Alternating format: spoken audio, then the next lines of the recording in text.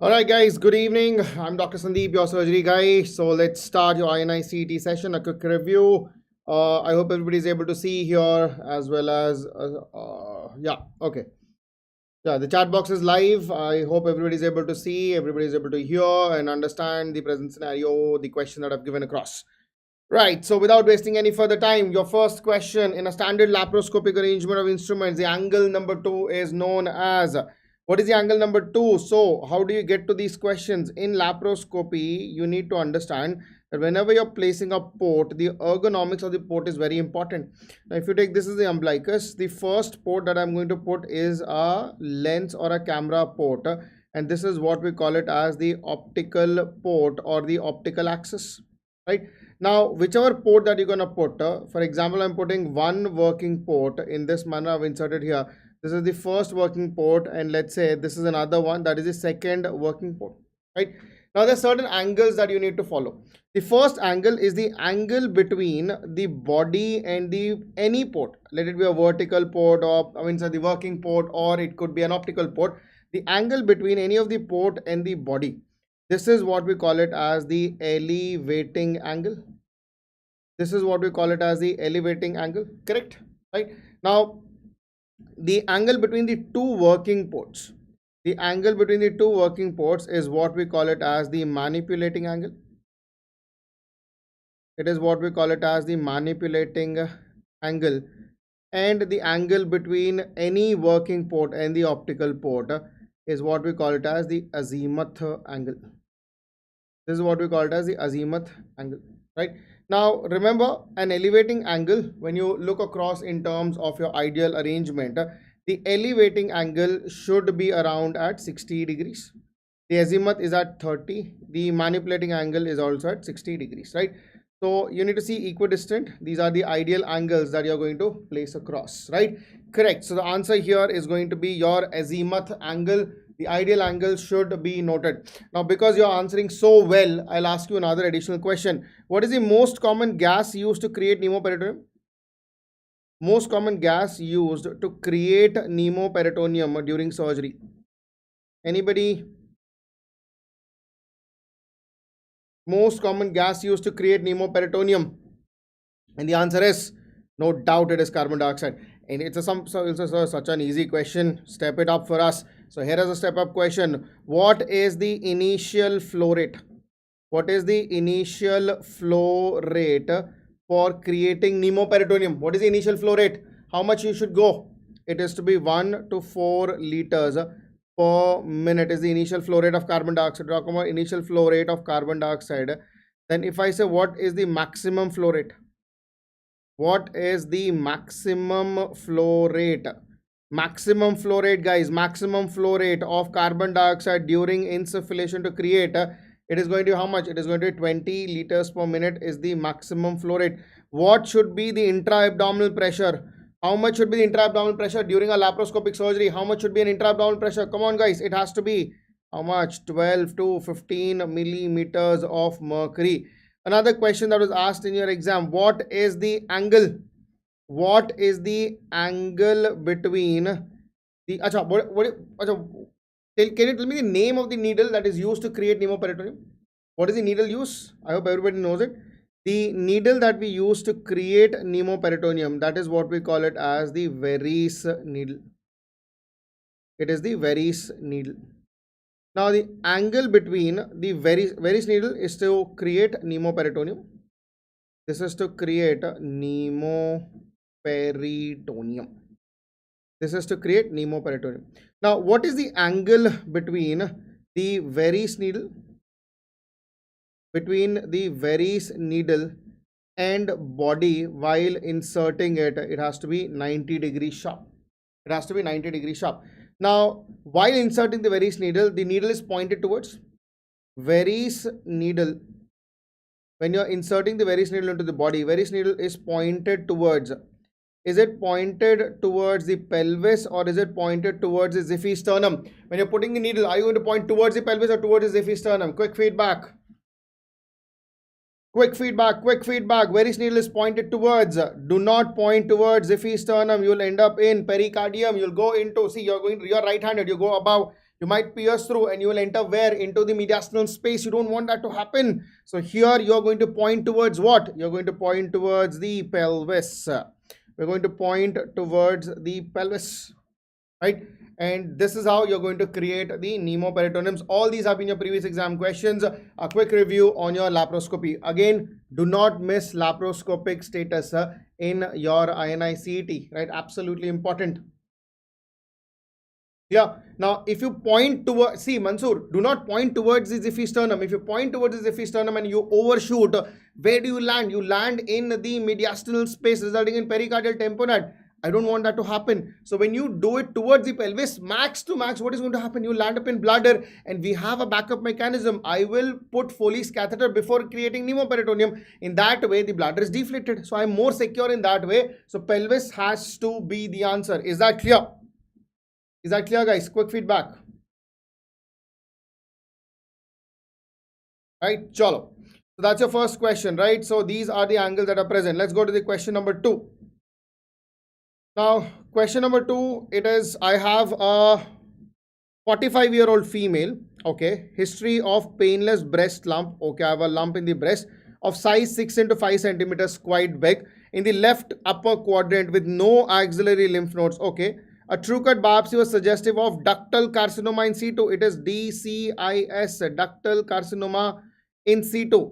Right, she underwent a surgery with resection of all tumor tissue and adequate margin and post-operative HPs was DCIS with high-grade necrosis and a 4 millimeter clearance on the margins. Right, which of the following is needed? What would you like to do in a patient of DCIS? Quick feedback. So I have a patient of ductal carcinoma in situ. How would you like to go about this patient? A quick feedback, please. How would you like to go about it? Shall we go with adjuvant chemotherapy, adjuvant chemoradiotherapy, adjuvant radiotherapy, or no additional treatment? What are you going to do? Now, the important aspect here is what I want you to understand is that we have done only the surgery with the resection of all tumor tissue with adequate margins. What is this surgery? Forget about the answer. Tell me, what surgery did we do? What is this surgery? I've given you beautifully concealed words. See, this is how your INI-CET is going to be. Everything is going to be merged in a question and it looks a very tricky manner. You have to read the question. Nobody's going to spoon feed you, right? It is going to be right in your face, but still you'll not be able to see it. You need to have that vigilant, suspicious eyes to look in a question. We don't need to find the score. Why do you need to find a square? What is this? This surgery is nothing but breast conservative surgery. What is this? This is a breast conservative surgery. And we all know in a breast conservative surgery, the basic concept is to go with wide local excision with radiotherapy, right? So I have to do a wide local excision radiotherapy. In this question, she has undergone resection of all tumor with adequate margin and post-operative HP. So DCI is only and 4 mm clearance on margin. So he's saying that wide local excision is done and this is a negative margin.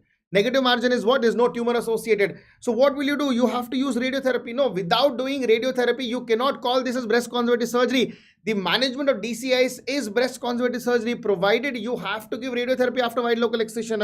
So answer here will be adjuvant radiotherapy. Is that clear?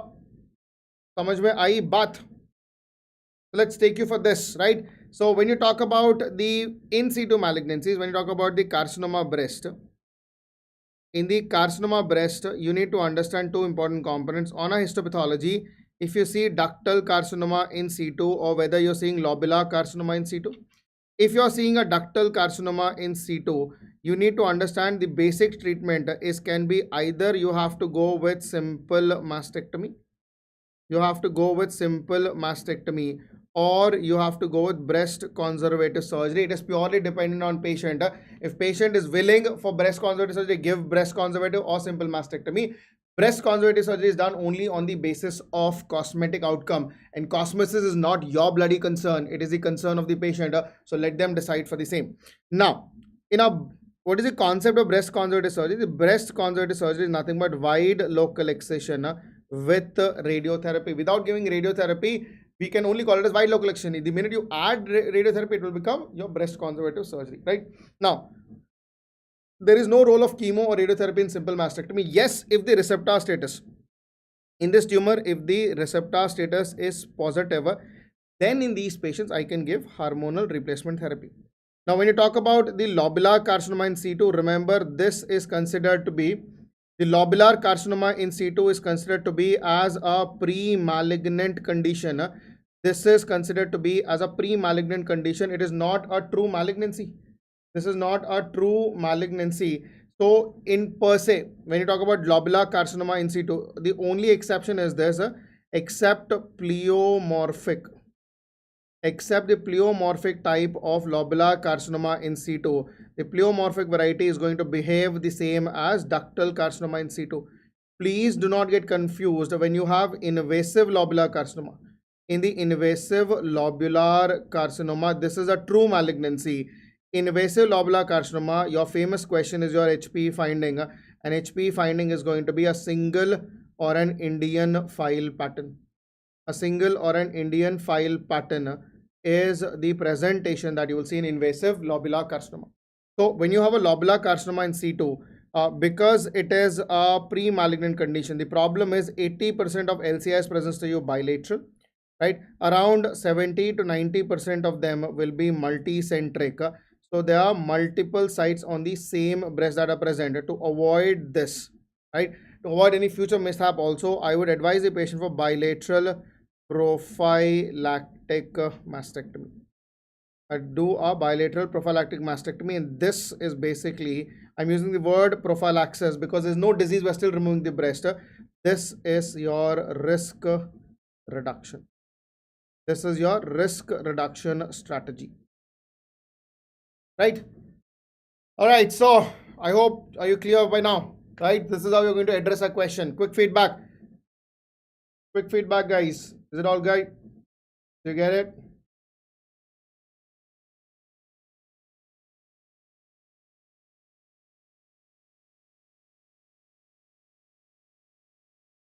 So please teach the difference. Avilo, can you reframe your question? Difference between what?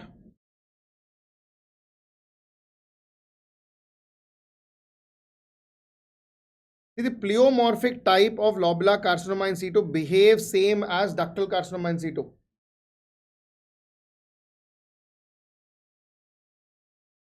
See, when we say, okay, when we say margins, no, you need to understand in terms of wide local excision. When we say wide local excision, the standard margin for any wide local excision is going to be 10 millimeters. That is 1 centimeter margin that you're going to take, right?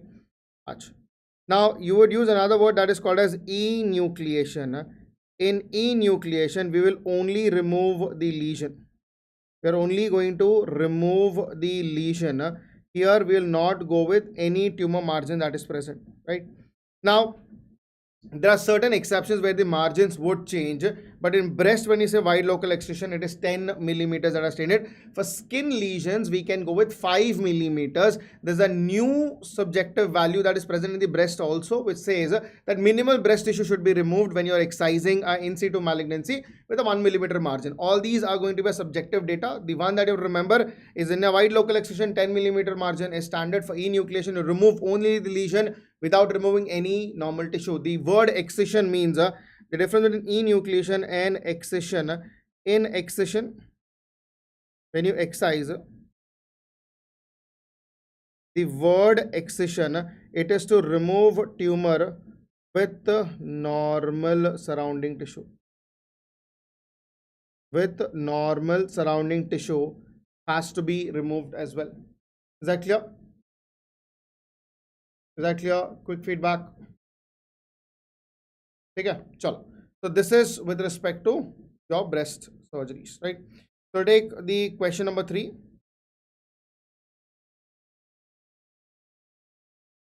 Okay. In the question number 3, I have a 27-year-old lady, 20 weeks pregnant, thyroid nodule on the right side. FNSE of the nodule is suggestive of papillary carcinoma. Okay. Which of the following is contraindicated in her management? Remember, in a pregnant female, radioactive iodine and radiotherapy, both of them are contraindicated. So look at for the answer, which is going to be your radiotherapy or else your post-operative radioactive iodine. That is C for Calcutta, right? Okay. Yeah. So radioactive iodine, it is contraindicated in pregnancy per se, right?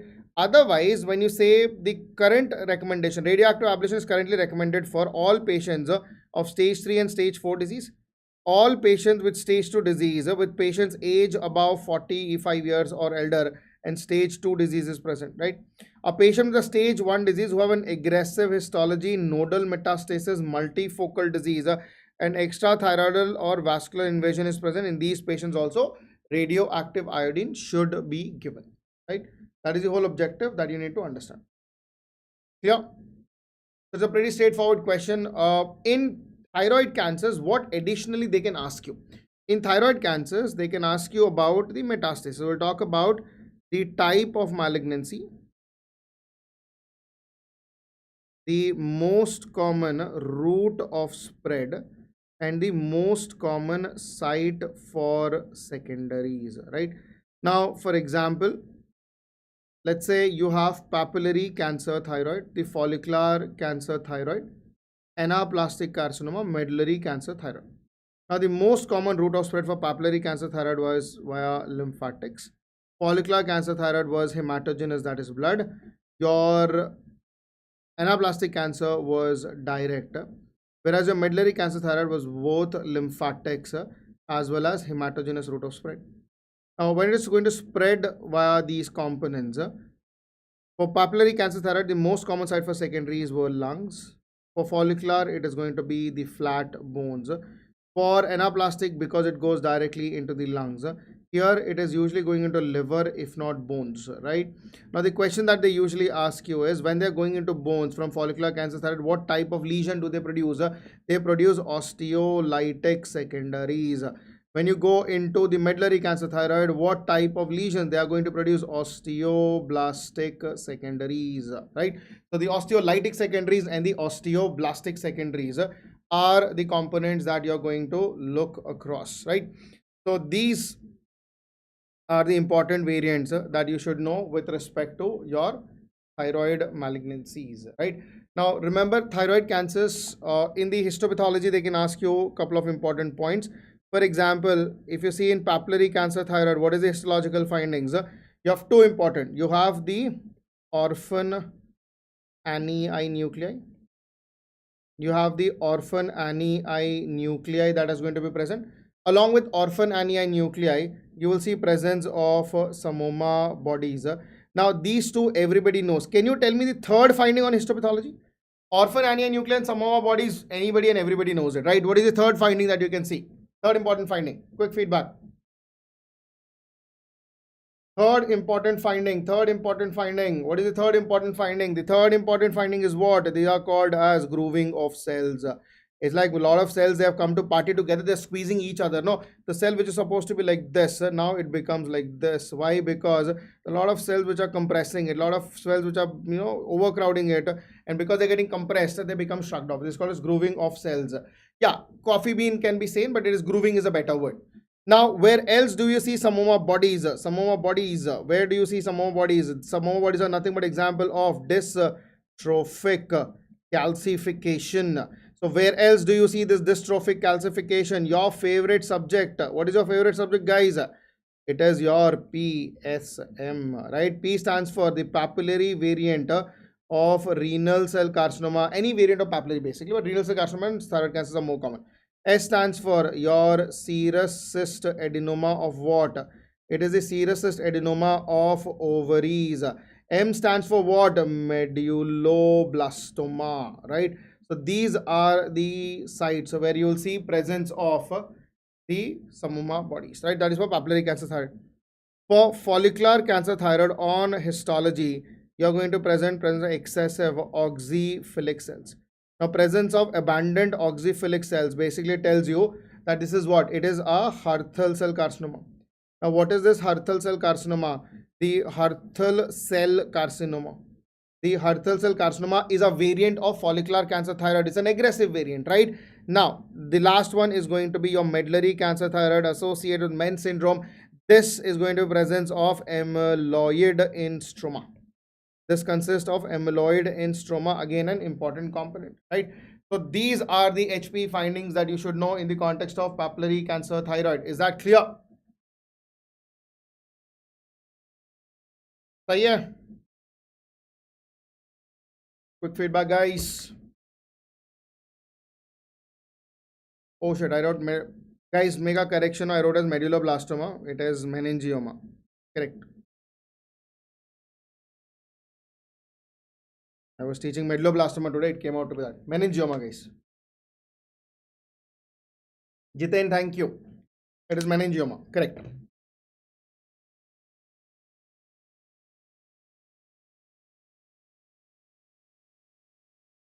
Okay. So, fine. We'll go to question number 4. What do you have in question number 4? Now, these are the lengthy questions that you'll be seeing in your INI-CET. When you look at the question, no, you feel very irritated and agitated looking at the volume of the question.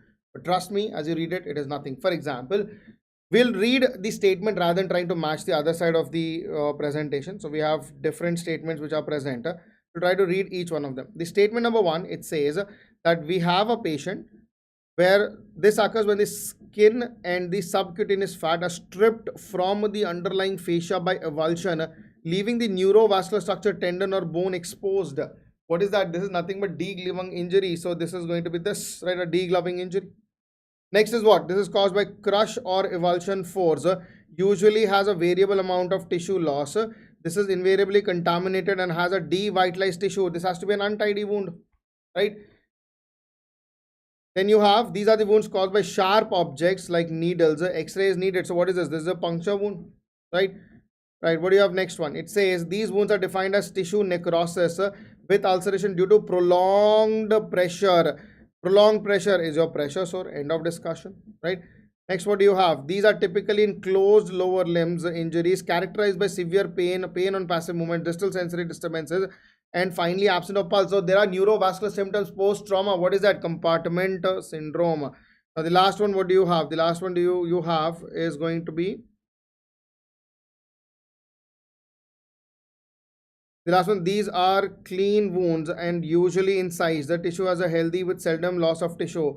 That indicates it is a tidy wound, right?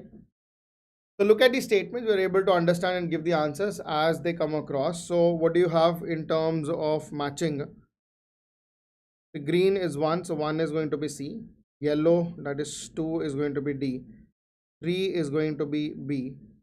4 is going to be F. 4 is going to be F. 5, what is 5? 5 is what you have?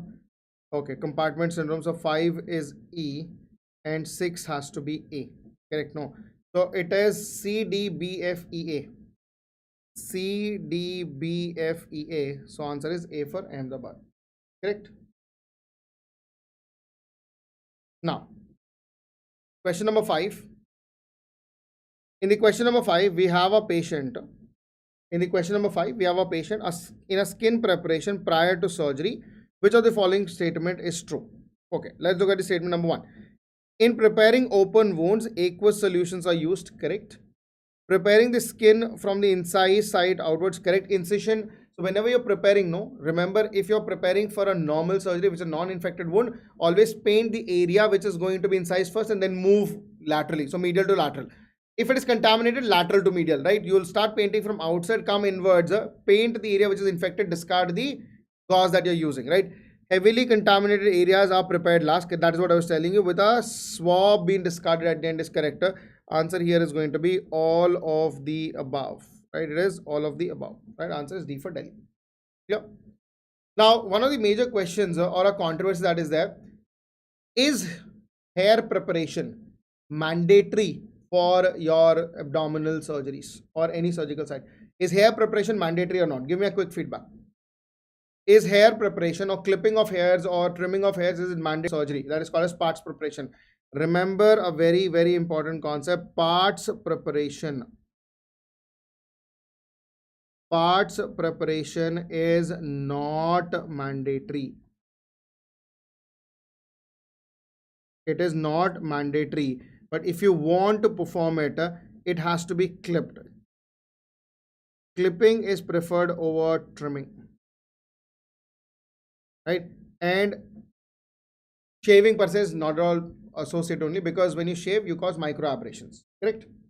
It is not mandatory, guys. It is optional. But if you want to clip it, then it has to be clipped. Ideal time of clipping just before surgery. It is just before the surgery. Achha, what is the ideal time for giving pre-operative antibiotic? Ideal time for pre-operative antibiotics. What is the ideal time for giving pre-operative antibiotics? It is 1 hour prior to incision.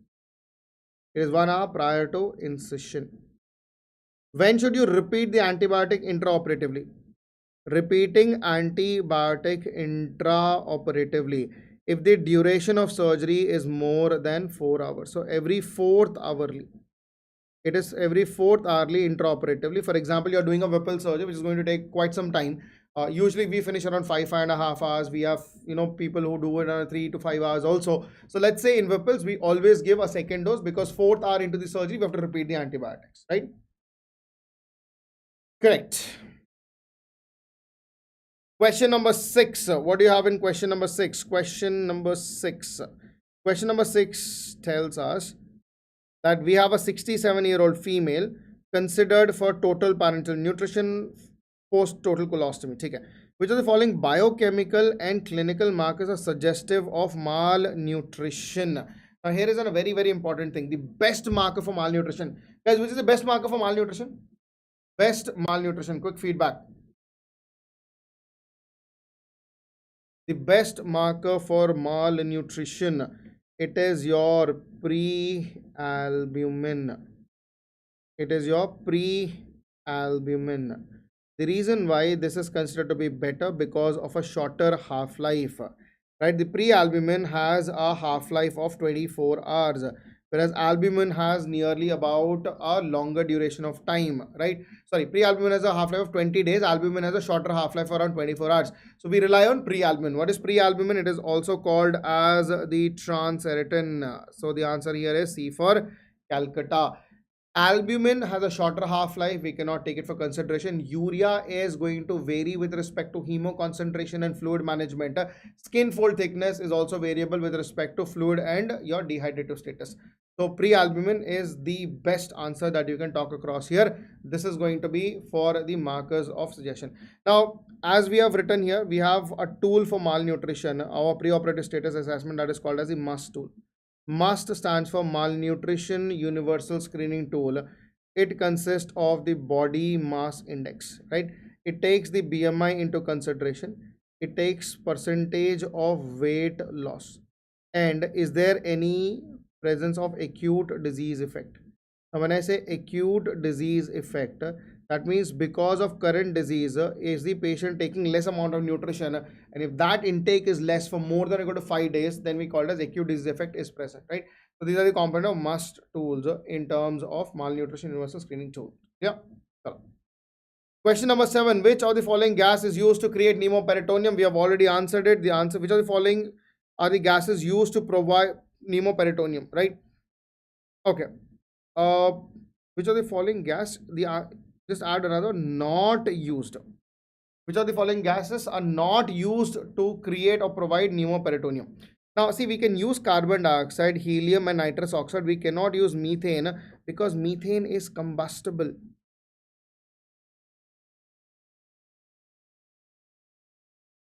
Methane is combustible. It is flammable, right? So the answer here, which are the all three of them can be used, methane cannot be used, right? So answer is A. Yeah, carbon dioxide is most common, no doubt about it.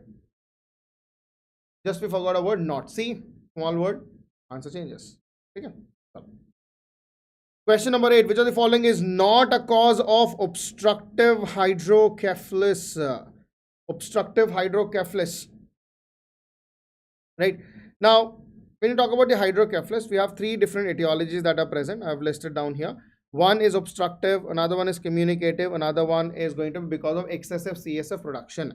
Now, obstructive, if there is a lesion in ventricle, if there is lesion in the ventricular wall, If there's a distant lesion that is compressing the ventricle, basically outflow obstruction is going across it.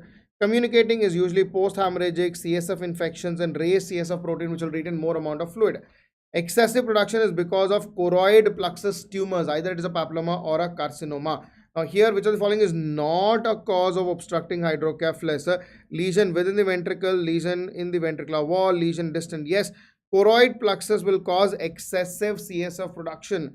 It's not obstructive cause, it is because of excessive CSF production is being seen. There's an excessive CSF production, so answer here is D for Delhi. Right, which of the following in terms of matching you have to see the defect and the timing of repair, right? A quick feedback, would you like to give me an answer?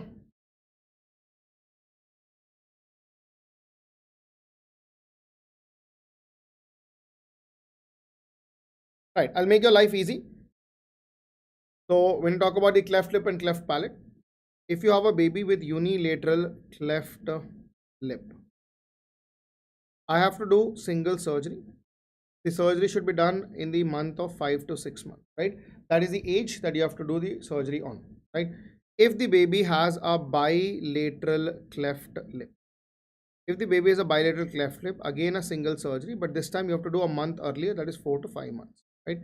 Now, if the patient is going to have a cleft palate, right? If the patient is going to be associated with the cleft palate, you need to see whether it is a soft or a hard palate, right?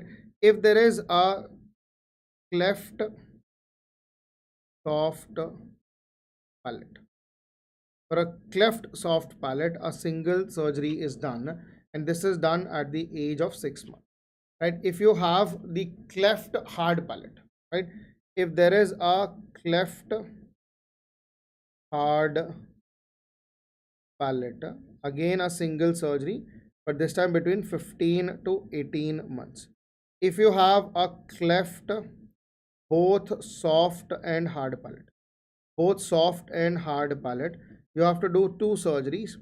The first surgery will be done at the month of 6th month for soft palate. The second surgery will be done between 15 to 18 months for hard palate. For hard palate. Okay. Now you have to look for combinations, right? For example, if you have a baby who has a unilateral cleft lip with cleft soft palate, then when would you like to operate and how many surgeries would you like to do? Now we know that the cleft lip can be operated if it is unilateral at the month of 5 to 6. Cleft palate is also with soft palate is also at the age of 6 months. So here it is going to be single surgery at the age of 5 to 6 at the age of 5 to 6 months. So we'll keep answering with respect to combinations, right? Let's go back here. I have a baby who has a unilateral cleft lip. If there's a unilateral cleft lip, I'm going to operate between 5 to 6 months. Bilateral cleft lip between 4 to 5 months. If I have a cleft soft palate, it is going to be 6 months. A hard palate is going to be between 15 to 18 months, 2 surgeries. If you have a unilateral cleft lip and a palate. Now, when I say palate is both soft and hard, so the first surgery will be done between the age of 5 to 6 months for the soft palate plus the cleft lip, and 15 to 18 months will be your second surgery for the hard palate, right? These are the answers that you need to follow. Now you try to match it up. One operation at 5 to 6, that is going to be unilateral cleft. This is one. 2 operations, one at 6 months, another one is 15 to 18 months. You can see that is option number 4 that we have here. So this is going to be 4. 2 surgeries, one you're doing at the age of 5 to 6 months. Wait. Small conflicting data here. You're doing 2 surgeries, one you're doing at 6th month, another is 15 to 18 months. That you see in option number 3, cleft soft. We are talking about 6th month exactly, so this is going to be 3. You're doing again 2 surgeries, one between 5 to 6, another 15 to 18. That is your option number 4. One operation at 4 to 5 months, that is 2. So 1 3 4 2, right? So it has to be A D B C. So A D B C is C for Calcutta. Yeah, this is going to be C for Calcutta. Clear, guys? Can we move on? Now, question number 10. Which of the following tumors, which among the following salivary glands have the least chance of malignant potential when encountered as swelling? I've given you here with respect to locations. Now remember, if you ever see a parotid swelling, which is the most common swelling, only 10 to 20% of them are malignant, 80% of them are going to be benign. Submandibular is 50-50, sublingual 85% is malignant, right? If you have a minor salivary gland swellings, it is considered to be as malignant swelling until unless proven otherwise. So the least possibility of a salivary gland swelling is going to be in parotid. If you have parotid swelling, I can be rest assured that probably it is benign. Submandibular is 50-50, sublingual very high suspicion, minor salivary gland is almost malignant itself. So answer here is going to be parotid gland. It is going to be a parotid gland. Clear, guys? Right? Okay, chalo. Now, question number 10. Again, a very famous question and a very loved question by your INI people regarding the surgical drains, which are the following statement is false. Okay. Now, in a clean surgery, such as a joint replacement, the blood collected in drains can be transfused back. The statement is not 100% true, but I'll take it as true statement because if you use a drain filter, yes, it can be retransfused back. Okay. Now, the second option that we have is the quantity and the character of drain fluid can be used to identify the abdominal complications. Absolutely correct. For example, you have a drain that is coming out green in color and it is coming as 500 to 600 ml per day. That has to be bile only, such a high significant amount of fluid collection.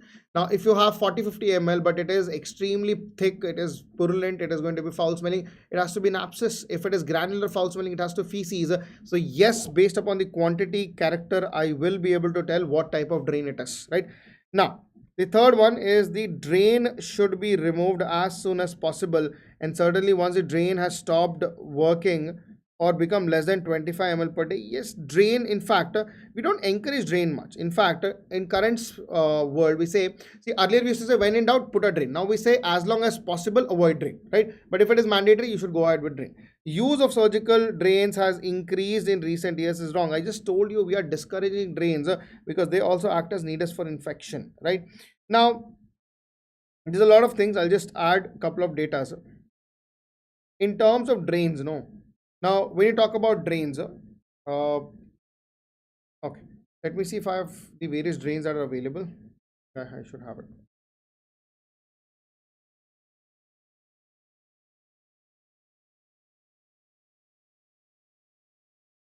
Yeah.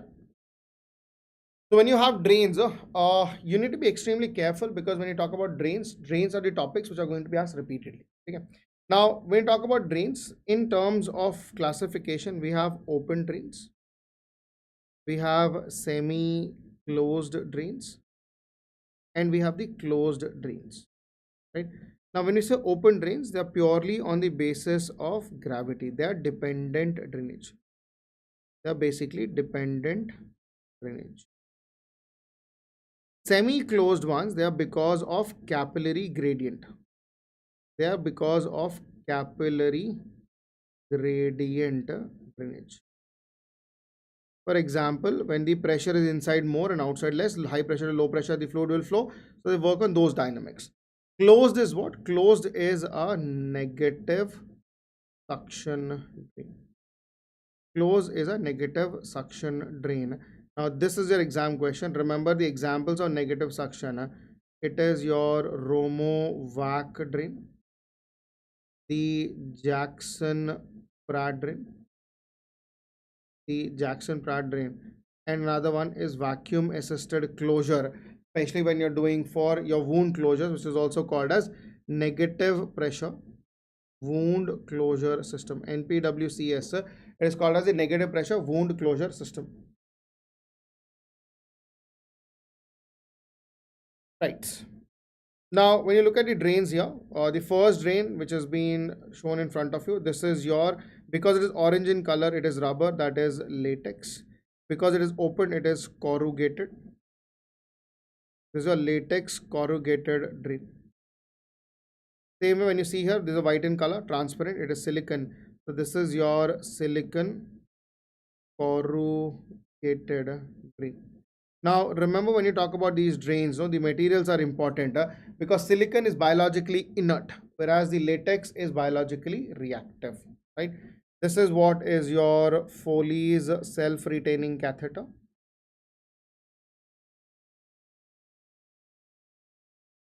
It is your Foley's self-retaining catheter. This is what we call it as the three-way Foley's catheter. Now, in a three-way Foley's catheter, this is used for bladder irrigation. This is used for bladder irrigation. Now, you can see this is to inflate the balloon. Now, the biggest one is to collect urine, and this is for irrigation. This is for irrigation. Right? This is your Penrose drain. Not used nowadays, but yes, you should remember tube drain and Penrose.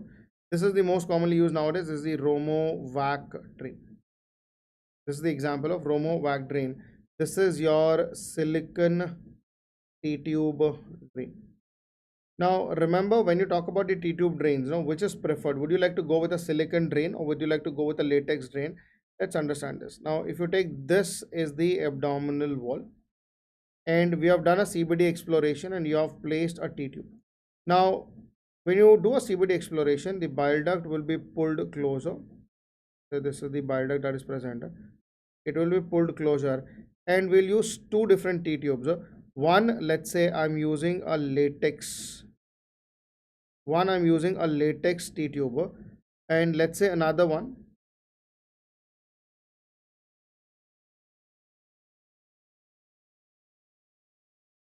Let's say another one I'm going to use a silicon one, right? So let's say this is silicon one. Now I told you that the silicon is going to be biologically inert. So this I'm citing that this is the silicon drain and this happens to be the latex drain, right?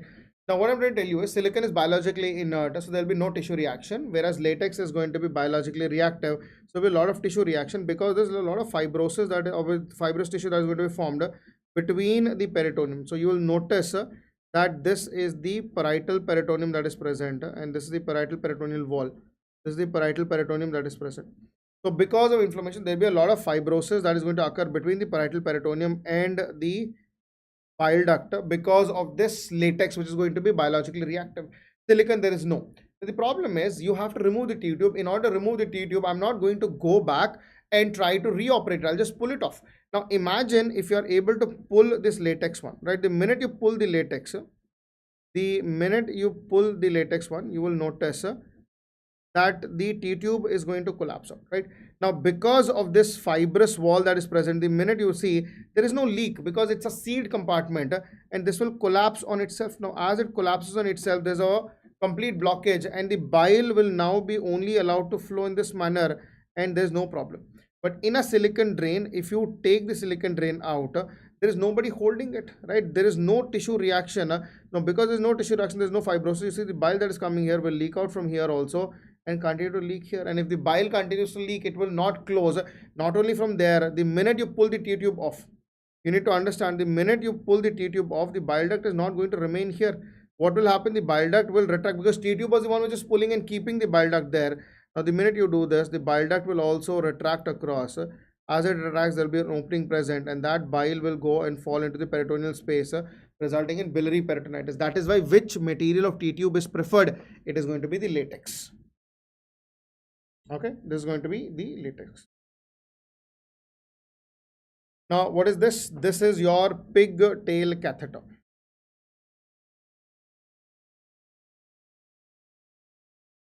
This is going to be the pigtail catheter.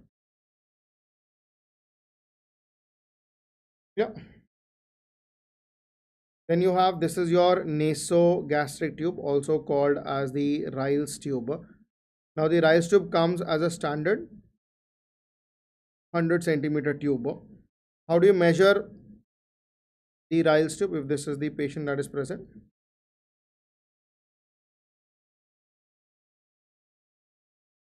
Let's say this is the Ziffy sternum, right?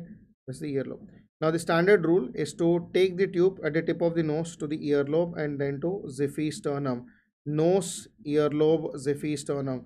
And this is how you measure the length of nasogastric tube required. And this is what we call it as the next rule. This is what we call it as next rule. This is your Jackson-Pratt ring.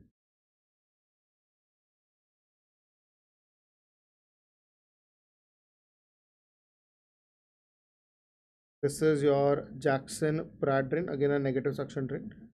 This is very important. This is your Syngaskin.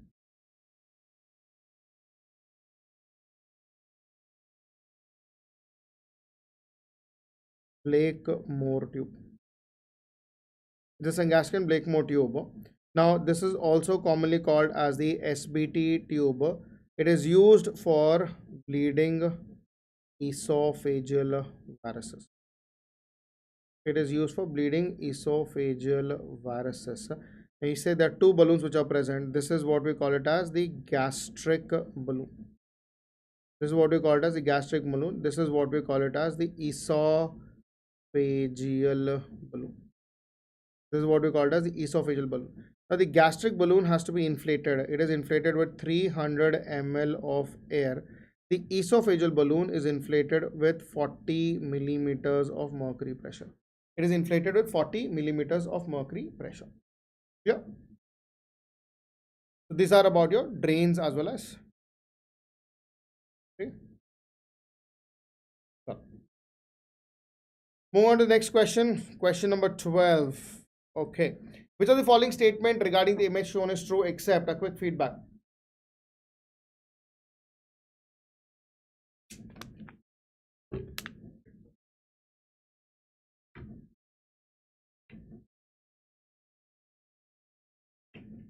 Which of the following statement regarding the image shown is true except?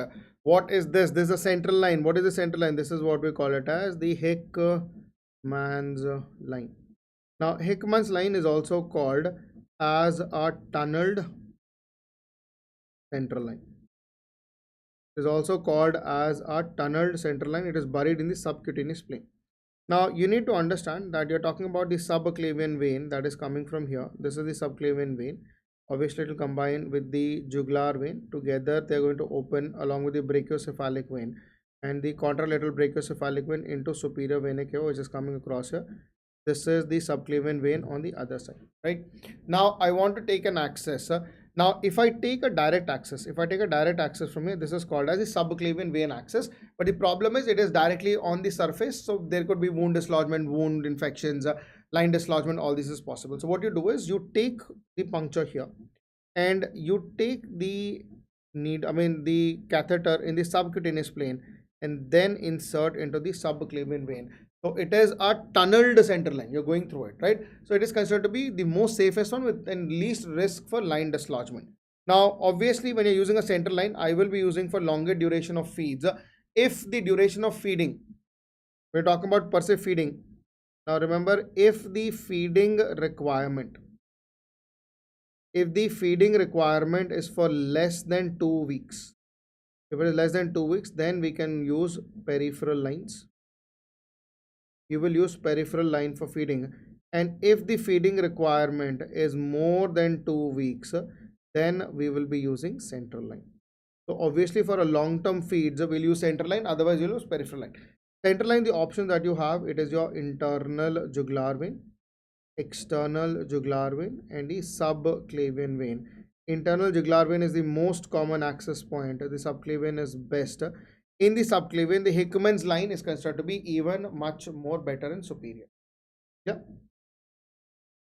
Now, it is used for long-term parenteral nutrition, correct. It is known as tunneled central line, is correct. Reduce the risk of line dislodgement, line sepsis, correct. Chest X-ray is not required, it is wrong. All the central lines, when you put a central line, you should document by imaging, either by doing an X-ray or by taking an ultrasound. Clear? So this is with respect to the lines. Question number 13. Which of the following statement regarding the venous thrombosis are true? Right? Okay. So we're talking about venous thrombosis, that is a deep vein thrombosis, right? Virchow's triad describes extraluminal, intramural, and intraluminal obstructive causes. Now this is something that you need to understand. Now what is a Virchow's triad? The Virchow's triad is basically presence of endothelial injury. There is presence of endothelial injury. So when you talk about endothelial injury, endothelium is on the vessel wall. So this is what we call it as an intramural cause. Mural means wall. So it is an intramural cause. There has to be an endothelial injury. There has to be stasis of blood flow. Now, when you say stasis of blood flow, that is blood is inside the lumen. So I can say this is an intraluminal cause. This is an intraluminal cause, right? Then we say hypercoagulable state. For an hypercoagulable state, this has to be in the blood, and blood is inside the vessel. So this is also intraluminal cause. So I say there is intramural and intraluminal obstructive causes, but there is no extraluminal cause. This is wrong. So endothelial injury is intramural, that is to the wall, and the stasis and hypercoagulable state are intraluminal. So there is no extraluminal causes for your DVT, right? So that is wrong. A family history of venous thrombosis is a risk factor for patients. Yes, a familial history of DVT. Why? What are the familial histories we're talking about? We have examples like protein C, protein S deficiency. We have the factor 3 deficiency. Protein C, protein S, factor 5. I'm saying factor 3, sorry. Factor 5 deficiency is noticed. And it is also seen in with SLEs also. Right? SLE patients, you have your lupus antibodies, right? That can also be resulted with rheumatoid DVT. Yes, they are familial in status. It is true. Risk can be abolished by effect. No, risk can reduce by prophylaxis. It cannot be abolished. This is wrong. Homan sign is pathognomic. No, Homan sign is an indicator for DVT. In fact, it is not encouraged nowadays. What is Homan sign? Homan sign is what? There is increased resistance to passive dorsiflexion of the foot. Homan sign, there is increased resistance. There is increased resistance to passive dorsiflexion. The passive dorsiflexion of foot is noticed, right? And Homan sign is discouraged nowadays because the more you do this, no, the clot can dislodge and result in pulmonary embolism. You don't want that to happen. So this is also wrong. So answer here is B for bomb. Yeah.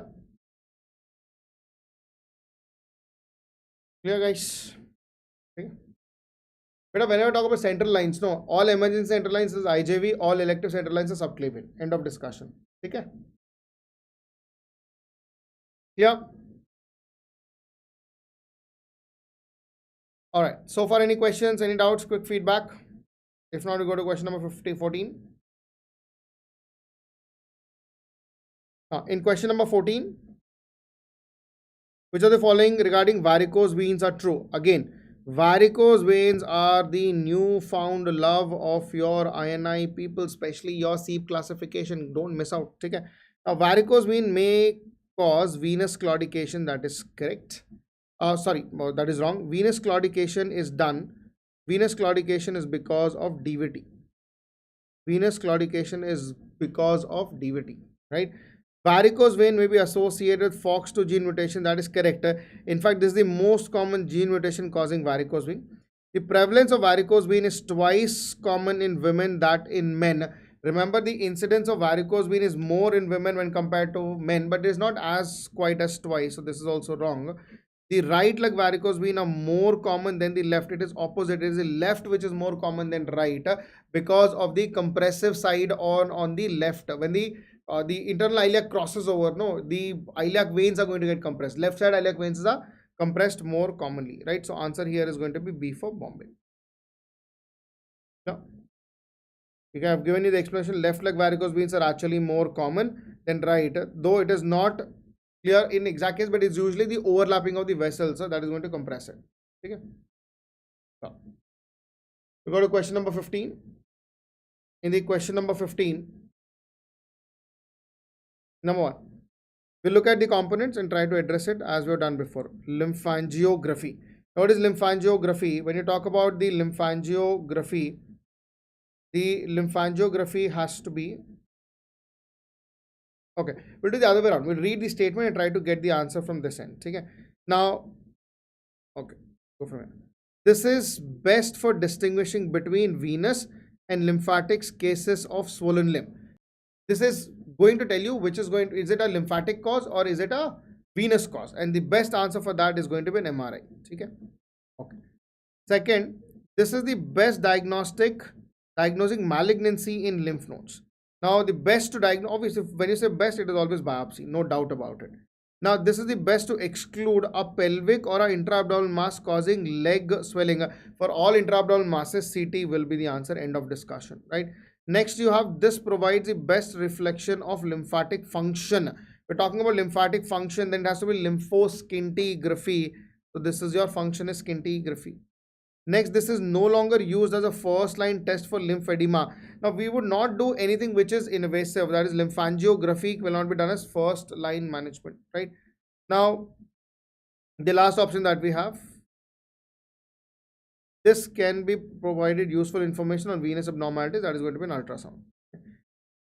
So you have the combinations of 1 is D, 2 is F, 3 is C, 4 is B, 5 is A, 6 is E. So DFCBAE, DFCBAE. Answer is A for M. Yeah. Right. So far, any questions, guys? Quick feedback.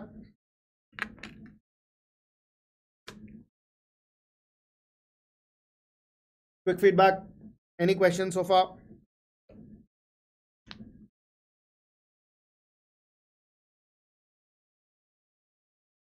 Can we move on? Quick feedback. Quick feedback. So take a short break here, 5 minutes, and we'll resume back with the next 15 questions, right? So take a 5 minutes break. We'll resume back with next 15 questions.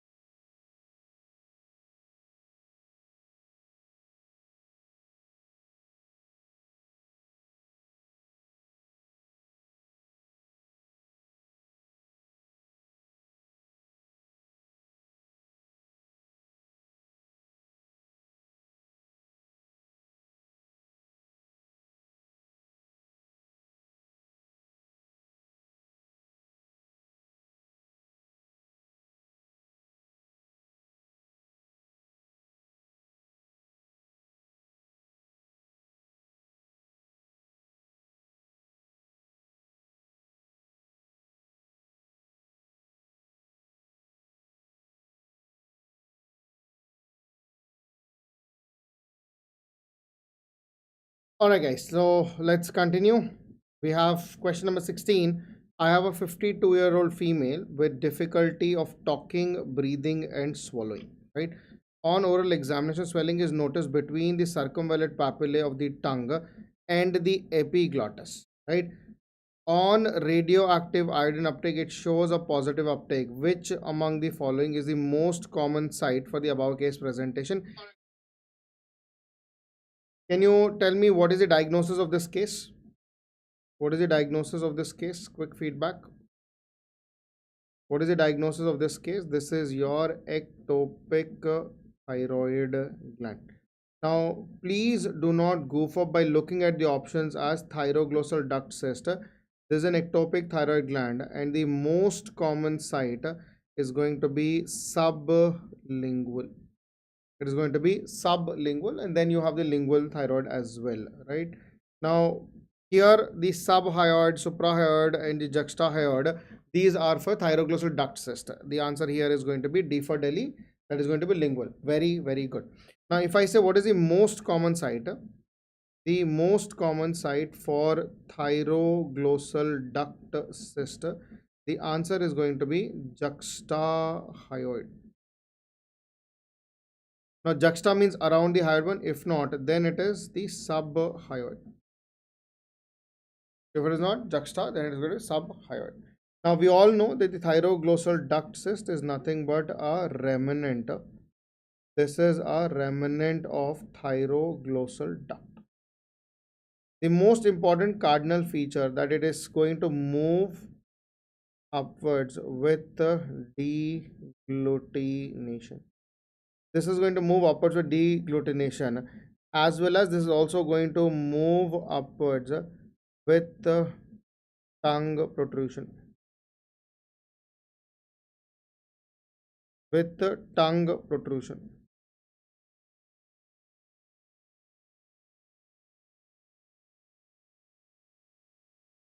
Or tongue protrusion, right? So this is with your thyroglossal duct cyst, right? Now, what is the ideal characteristic of mesh for hernia? Now, any mesh that you're going to use in a hernioplasty should be lightweight. It should have a light weight. It should have large pore, that is macro pore, and it should be, ideally it should be of proline. It should be biologically reactive. I want a biologically reactive mesh. I don't want an inert. It should react with the surrounding tissues, right? So it should be light weighted and large port. It is C for Calcutta, right? Ideally, we use the proline mesh. Proline mesh is used for hernia repairs. Now, when we talk about this proline mesh, we talk about the ideal overlap. So we have the ideal overlap of the mesh. Now, if this is the site of the hernia which is present, and this is the mesh that you're going to put as an coverage. Now, remember, the minimal cover should be of 2 centimeters. The minimal cover that is present, this should be of 2 centimeters, and ideal should be 5 centimeters. An ideal should be of 5 centimeters, right? So the answer here is C for Calcutta. Question number 18.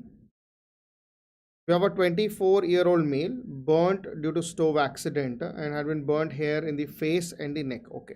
Involving both sides of the chest and both arms. Calculate the total body surface area that is burnt. So we have the standard Wallace rule. I hope everybody knows how to calculate according to the Wallace rule. The head and the neck of the patient is going to be comprising of 9%. The anterior trunk and the posterior trunk is going to be of 18%. The upper limb along with palm is going to be your 9%. The lower limbs are going to be 18% each. The lower limbs are going to be 18% each. So here we have a patient who had burnt his face and neck. That is, head and neck is involved here. So when we say the face and neck, the head and neck is involved. So this is going to be 9%. Plus both the arms, so the whole of arm is involved. So this is going to be another 9% plus 9%, right? Then he says that involving both sides of the chest. And when I say both sides of the chest, you need to understand we're talking about the chest. See, we're not talking about the entire trunk. Trunk consists of chest and abdomen. So if I draw a line here, this is the chest, the upper one is chest, lower one is abdomen. Now when we say both sides of the chest, both sides, the anterior side and the posterior side, this is going to be 9%, the opposite is going to be 9%. So another 18% is going to be added here. So 18 plus 18 is 36, 36 plus 9 is 45%. The answer here is 45%. It is going to be 45%. Clear? Okay. So this is with respect to your burnt areas. A couple of important things in the burn. I hope everybody knows it. What is the most common fluid for resuscitation? The most common fluid for resuscitation is going to be ringer lactate. Remember, the fluid which is calculated has to be via the ATLS protocol. It is on the basis of second degree or third degree, whether you have an infant, we'll start with adult. Whether you have an adult, whether you have a child, that means less than 14 years, or an infant, it is going to vary. For a child adult, it is 2 ml per kg for percentage of total body surface area that is burnt. For child, it is going to be 3 ml per kg per percentage of total body surface area burnt. For an infant also, it is 3 ml per kg per percentage of total body surface area burnt. But along with that, I will add the maintenance fluid. I'll also add the maintenance fluid here. For the 4th degree burn or the electric burn, irrespective of whether it is a child or an adult, it has to be 4 ml per kg per percentage of total body surface area burnt. Now this is for your crystalloids. For colloids, what do you use? For colloids, the formula that we use, it is called as the Muir and Barclay. It is the Muir and Barclay formula, which says 0.5 into percentage of total body surface area burnt into weight in kilograms, right? Whatever you're going to calculate is called as one portion, and we will be giving them in divided 12 hours. In the first 12 hours, I will give every 4th hourly, so 3 portions. In the second 12th hour, I'll give 2 portions at every 6th hourly, and last one I'll give every 12th hourly, right? In the first 12 hours, I'll give 3 portions. Next 12 hours, I'll give 2 portions. In the last 12 hours, I'll give 1 portion, right? So this is how you'll replace your colloids. Yeah. Okay.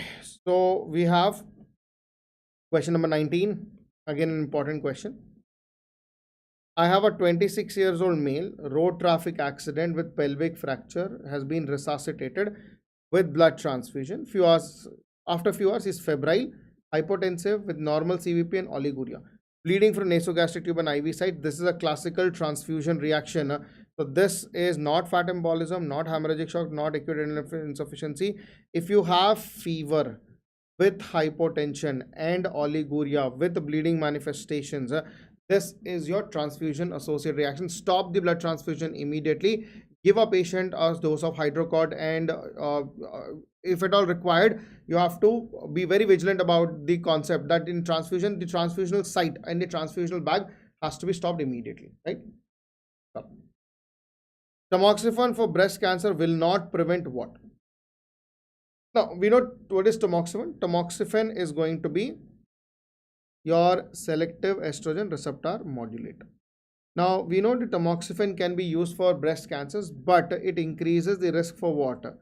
Endometrial cancer. If you remember this, your answer is correct. So it can be used for breast cancer. It cannot prevent, it will in fact cause endometrial cancer. It leads to osteoporosis. It can be used for ovarian cancer also. In fact, one of the most common side effects is the osteolysis, that is osteoporosis, that occurs in tamoxifen. In retroperitoneal hematoma, in the retroperitoneal hematoma following trauma, which among the following statements are true? Now, to understand this, let's understand the retroperitoneal hematomas, right? Now, you take this as the representation of the retroperitoneal abdomen. This is the representation of the pelvis, and we come across here. This is here, right? Now, we divide the pelvis into various zones. I mean, the retroperitoneum into various zones. We have the central zone, which is present here. then you have the lateral zone, and then you have the pelvic zone, right? This is what we call it as zone 1. This is what we call it as zone 2. This is zone 3. Zone 1 is what we call it as the central zone. Zone 1 is what we call it as the central zone.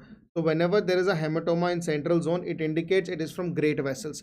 If it is from great vessels, remember, if there is presence of hematoma, if there's presence of hematoma here, then the criteria says always explore. But before exploring, proximal and distally control the bleeding, right? Put a clamps above and below the level of bleeding and go. Now, the level 2 or the zone 2. The zone 2 is also called as the lateral zone, and this is usually, if there's a hematoma, it is because of renal injuries, right? Now, in renal injuries, you can wait and watch. If there is presence of hematoma, you don't need to explore. But if this hematoma is expanding, if this hematoma is expanding, or if it is pulsatile in nature, if it is expanding or pulsatile, then you have to go and explore. Then you have to go and explore. Then you have the zone 3. In zone 3, which is called as the pelvic hematomas. Now again, if the hematomas are present, these are not the indication for surgery. This has to be a pulsatile hematoma, and it has to be an expanding hematoma. It has to be a pulsatile or an expanding hematoma. Then and only then you will go and explore these sites, right? Coming back, penetrating trauma in pelvis must be explored. No, if it is only expanding or a pulsatile hematoma, then it has to be explored. Zone 1, embolization of injured vessels. How will you embolize zone 1? Because zone 1 are great vessels, you can't embolize them. Zone 3 hematoma should always be explored surgically. Zone 3 is only explored when it is going to be expanding hematomas or pulsatile hematomas. Mattox maneuver to explore the aorta involves all structure turning right. Absolutely correct. Now there are two methods which you have. One is called as the Mattox, another one is called as the cattle brush maneuver. You have to remember these two to expose the kidneys on the right and the left side along with aortic exposure, right? Now what is going to happen? You have the bowel that is present. This is the ascending colon, transverse colon, descending colon, rectosigmoid in these particular site, right? Now in order to explore, because this area is covered by mesentery and you have retroperitoneal structures, the kidneys are behind it, the aorta is behind it, I want to gain an access to this. So what you have to do is you have to turn this end medially, right? This is, if this is the right side, this is the left side. This is what we call it as left medial visceral rotation. That is, left side of the bowel is medially rotated, and this is what we call it as mattox. On the other hand, when you do the opposite, when you do the right side rotating medially, this is what we call it as right medial visceral rotation. Now this right medial visceral rotation is what we call it as the cattle brush. This is what we call it as the cattle brush model. Left medial visceral rotation is mattox, right medial visceral rotation is cattle brush. If you lift the stomach up to expose the duodenum and the pancreas, that is called as the, what is that called as? Cocker's maneuver, or it is a cockerization. So, question number 22, again one of your favorite INI-CET questions. Calculate the total amount of calories obtained from TPN. So we have dextrose, which is carbohydrate. We have dextrose, which is carbohydrate. We have amino acid, which is protein, and then you have lipids, right? So how do you calculate this? The calculation is very simple. You need to know the amount of energy that is going to be released. Any problem, guys? Quick feedback. Quick feedback.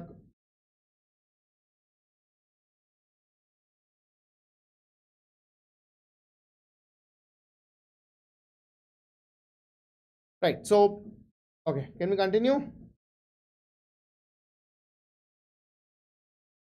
Okay.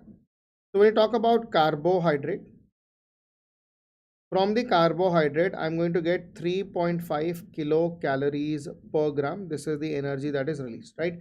Then when you talk about the proteins, from the protein, I'm going to get approximately 4 kilocalories per gram. And from the fat, I'm going to get 9 kilocalories per gram. I'm going to get 9 kilocalories per gram. Right? So how much amount of carbohydrate is there with us? How much amount of carbohydrate is there with us? Now, when you say carbohydrate, that's nothing but dextrose or sugar. We have 100 grams, right? So this becomes 100 into 3.5. Guys, this is not milligrams, it is grams, right? All these are in grams. Okay. So this is going to be 350 kilocalories. Proteins are going to be how much? 30 amino acids. 30 into 4, it is 120.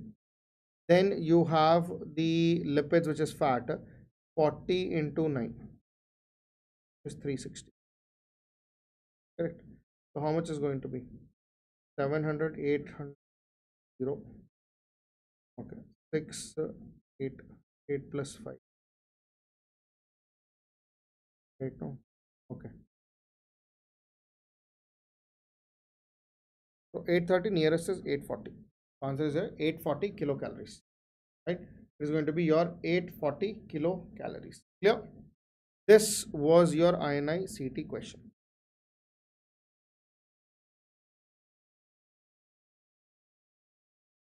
Now, again, a very interesting question. We have a 68-year-old female with a neck swelling which was painless with sudden increase in 6 months. Sudden increase in 6 months has occupied the entire neck. Movement with deglutination was not appreciable. Biopsy or pathologist suggests a small rounded cell anaplastic carcinomas. You decide to go ahead with neoadjuvant radiotherapy, and images shown before and after radiotherapy. Which among the following statement is false regarding this condition? So let's look across here. Now, in order to get orientation, that itself is a very greatest challenge here. This is the trachea, right? And you see, this is all the tumorous mass that is present. So all the tumorous mass that is present is pushing the trachea away. Here you can say trachea is meatless. There is no evidence of tumor per se, right?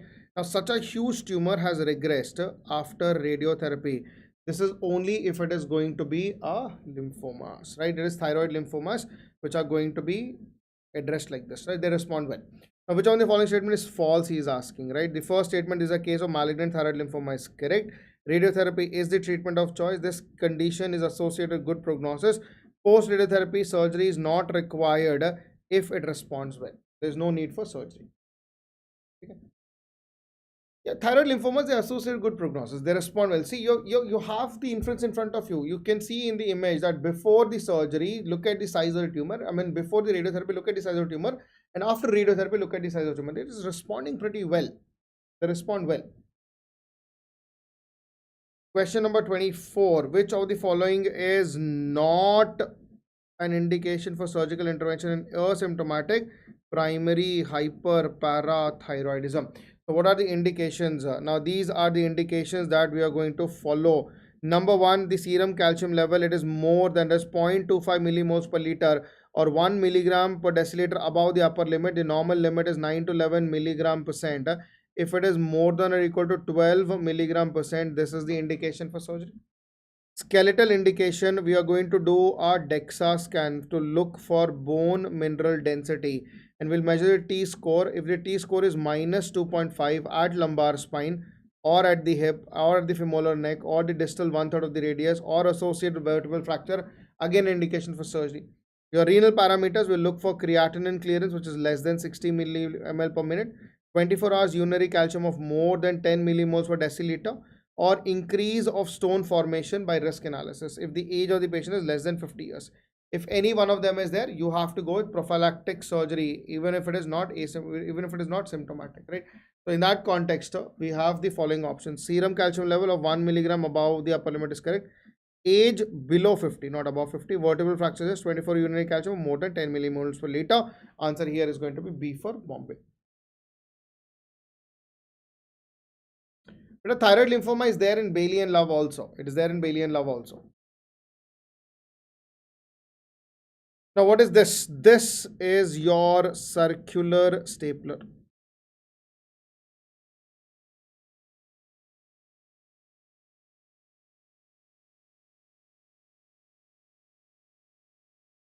This happens to be your circular stapler, right? Now, this is used for making end-to-end anastomosis. We can use to make end-to-end bowel anastomosis. We can use to make end-to-end bowel anastomosis, and it is also done for hemorrhoidopexy. This can be used for hemorrhoidopexy, right? Now, used in esophagojejnostomy, esophageal jejunum end-to-end, correct. Used for hemorrhoidectomy, it is correct. Completeness of procedure is confirmed by donut of the excised tissue, correct. It can be used end to side, no, it is used end to end, right? So answer is D for Delhi. Now, donut of excised tissue, you have to evaluate. Once you have done, no, you will see you will have a tissue that is going to be present across here, right? So you have to evaluate this tissue, whether this, when you examine this, whether it is like a complete donut or whether it is a disrupted donut. In a disrupted donut, that means this area is not being completely sealed. That means you have not excised the tissue completely. That means some amount of it, you have only done half anastomosis. This part is not anastomosed, right? So donut has to be evaluated before you confirm the procedure is complete per se. Yep.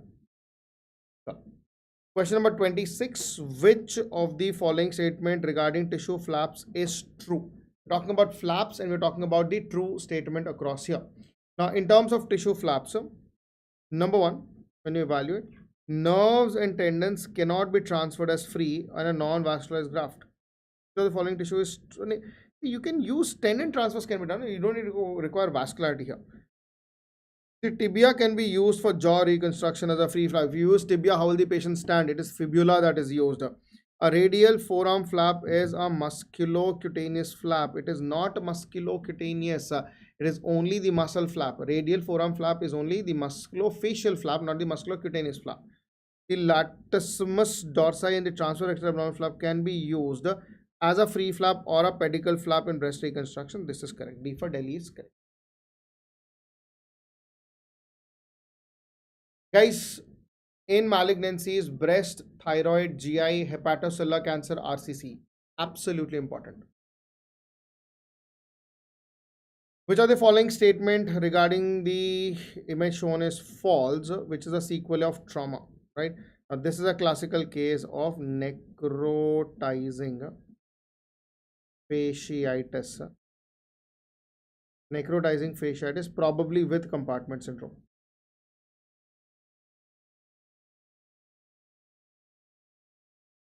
Okay, so necrotizing fasciitis. Now, this is a primary caused by your streptococcus. Is it a true statement? Absolutely correct. It can be caused by polymicrobial infections. Necrosis or the thrombosis of microvasculature, correct. It spreads steadily and skip. No, it spreads very aggressively and there will be multiple patches. Skip lesions are found. Answer here is D for Delhi. But plastic surgery is important. Grafts are very important. The flaps are important. In the new edition of Bailey, there are varieties of new flaps and their uses are given. That we'll be discussing tomorrow, right? Tomorrow we have another session. Tomorrow we'll talk about all new updates in your 28th edition of Bailey. So don't worry about it. Now, which of the following surgeries associated with least risk for DVT? Remember the least risk for DVT among all. Now, you look at this, you think about cardiothoracic surgery should be associated more, but we use blood thinners here, right? Post cardiovascular surgery, anticoagulation is a must. If there's anticoagulation, there is no risk for DVT. Inguinal hernias, urological and arthroplasty, all of them are associated, right? So the low risk I've given maxillofacial, neuro and cardiothoracic. Medium is inguinal, abdominal, urogynecological. High is pelvic and your knee replacement. Which of the following statement regarding the image shown is false? This is your Jackson-Pratt drain. We have already spoken about it. Now, again, you look at the statement. The use of surgical drain has increased in recent years. Wrong. It has decreased. We are discouraging it. Everything is the same. In clean surgery, such as joint replacement, blood collected in drains can be transfused back. The quantity and character will tell you about the complication. Drain should be removed as soon as possible. All these statements are correct. Which of the following factors prevent the spontaneous enterocutaneous fistula closure, right? Now, we say in terms of enterocutaneous fistula, ECF fistula, enterocutaneous fistula, low output is less than 200, intermediate is 2 to 500, high is more than 500 ml. Now, you can have enterocutaneous fistula in the stomach, small bowel, colon, rectum. Usually it is because of radiation or IBDs, right? Now, which are the one which is preventing the spontaneous closure? Number one, high output fistula, more than 500. If it is severe disruption of intestinal continuity with more than 50% loss of bowel circumference, active inflammatory bowel disease, presence of malignancy, radiation enteritis, distal obstruction, undrained abscesses, presence of foreign body tract which is less than 2.5 centimeters, and if there is epithelialization of tract, all these prevent the spontaneous closure. Now, here the output should be more than 500, not 200. Radiation, yes. Epithelialization, undrained abscess. Answer here is going to be A for Ahmedabad. Now, what is your papillary thyroid microcarcinomas? That is your examination. I mean, a new update that is there. The word you have the microcancers. It is going to be a maximum diameter less than 10 millimeters and non-palpable tumors. Now, according to recently suggested a simplified system of European Society, right, of primary indirect inguinal hernia with 3 centimeter defect, how would you classify this? Okay. Okay. Now, remember, we have the terminology. We have the primary, that means the first appearance will give abbreviation of P, and if it is recurrent, will give an R. That is the first one, right? Now, if you have the lateral hernias, that is your inguinal hernias, the abbreviation is L. If it is the medial hernias, like your umbilical or ventral hernias, it is M. And if it is in the femoral canal, the abbreviation is F, right? We say 1.5 centimeter defect. A 1.5 centimeter defect is 1 finger breadth. We call it as 1 finger breadth, right? Now you have a patient who is having an primary, so it will be pre, indirect inguinal, that is lateral, a 3 centimeter defect, that means 2 finger breadth, so it is a PL2. Answer is going to be C for Calcutta. Yeah.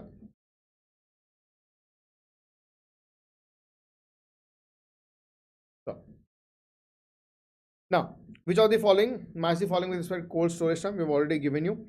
For kidneys, optimum is 18, maximum 36. For liver, optimum is 12, maximum 18 hours of storage. Pancreas, optimum 10, maximum 18. Small intestine less than 4, maximum 6. Heart less than 3, lung less than 3. For heart, maximum 6, lung maximum 8. You have the same components here. You have to match the following. The answer here is going to be, when I say kidney, you have the max hours, no? Okay. For kidney, the 36 is only one, that is going to be kidney. It is going to be A. Liver is going to be 12 hours of optimum, that is B. Pancreas is going to be 18 hours maximum, that is C. Heart 3 hours optimum, that is D. So A, B, C, D. A, B, C. Answer is B for Bombay. Yeah. Now, we have a 53 years old male who has undergone an exploratory laparotomy for a perforated sigmoid diverticulitis, not septic and makes urine throughout the case, but the procedure lasted for 5 hours. The patient received over 4 liters of IV fluids. When should patient's Foley's catheter should be removed? Now, we say, especially when you're doing a sigmoid colon, you should be aware of ureteric injuries, right? More important, because you're given such a high volume of crystalloids, you need to know and assess the renal perfusion. Ideally, you should keep it 24 hours and then you can remove it. So any major surgeries, no, we have to keep the Foley's catheter for a minimum of 24 hours, and on post-op day 1, you can remove it. As simple as that. Okay? So last question for today.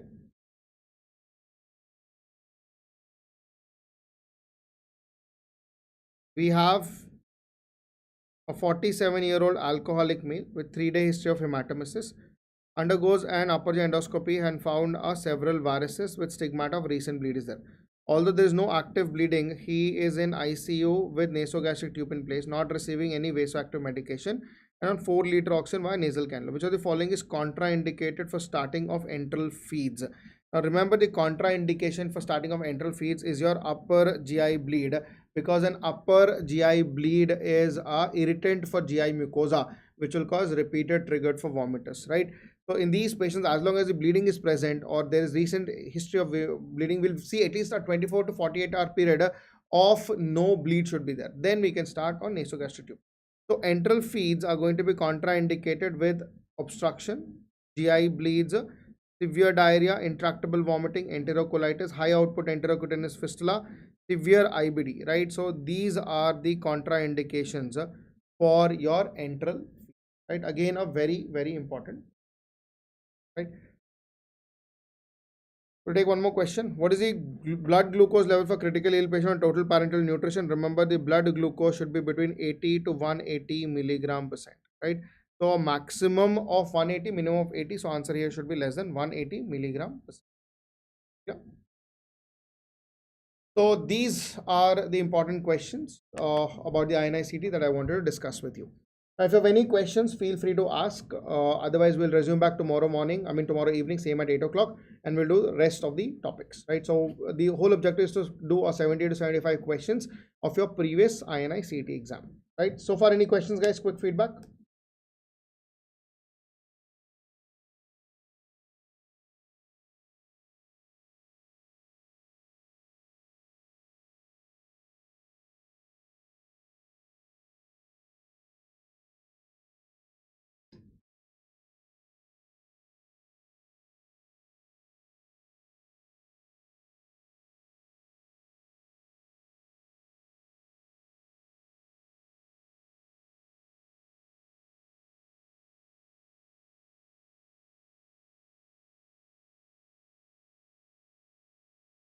Yeah, PDF will be sent across, guys. Don't worry about it.